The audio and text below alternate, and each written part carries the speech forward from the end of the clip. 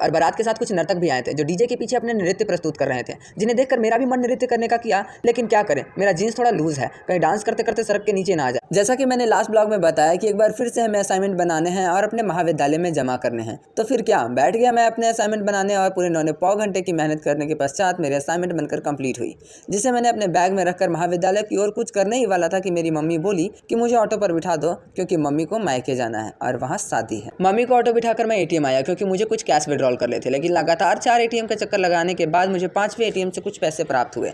बाकी के कुछ पैसों के लिए मुझे फिर से सीएसपी सेंटर जाना पड़ा, जहाँ मैंने फिंगर लगाकर अपने पैसे विड्रॉल किए। फिर मैं अपने महाविद्यालय की ओर बढ़ा। वैसे महाविद्यालय में अध्ययन अध्यापन का कार्य कई दिनों से स्थगित चल रही थी, तो जब मैं आज बहुत दिनों के बाद अपने महाविद्यालय पहुंचा तो अपने महाविद्यालय के चौचक स्वरूप को देखकर मैं भौचक रह गया। एक दफा तो मुझे ऐसा लगा मानो मैं किसी और गली में तो नहीं घुस गया, लेकिन नहीं, मैं सही रास्ते पर था। उसके बाद जब अंदर प्रवेश किया तो देखा कि यहाँ भी कॉलेज की कायाकल्प हो चुकी है और ये रहे हमारे महाविद्यालय के नवीन महाशौचालय। बस अब देखना यह है कि इसका उद्घाटन कब और किनके, खैर छोड़िए, इसके बारे में बात नहीं करते हैं। वैसे ये रहा मेरा असाइनमेंट और ये रहा मेरा प्रोफेसर का चैम्बर, जिसमें मैंने अपने असाइनमेंट जमा किए। उसके बाद मैंने अपना क्लास अटेंड किया और फिर अपने घर लौट गया। फिर शाम को जल्दी से रेडी हुआ क्योंकि मम्मी मायके गई है तो मुझे भी तो ननिहाल जाना है, इसलिए मिथुन भैया के साथ दोपहिया वाहन पर सवार होकर सीधे विवाह समारोह में पहुंचे। यहाँ शादी के रिचुअल्स चल रहे थे जिसमें मेरी कोई रुचि नहीं थी, तो मैंने बंटी को कॉल करके बुलाया जिसका यही पास में घर है। फिर हम दोनों बातें करते करते पूरे गाँव का एक चक्कर लगा लिए। उसके बाद जब पेट में चूहे कूदने लगे तो हम दोनों साथ में भोजन पर टूट पड़े। फिर मैंने देखा कि ये लोग भी भोजन करने में लगे पड़े हैं, तो मैं फास्ट फूड की ओर कूच किया और मैंने गोलगप्पे के साथ चाउमीन का भी सेवन किया। फिर थोड़ी देर में बारात आ गई और बारात के साथ कुछ नर्तक भी आए थे जो डीजे के पीछे अपने नृत्य प्रस्तुत कर रहे थे,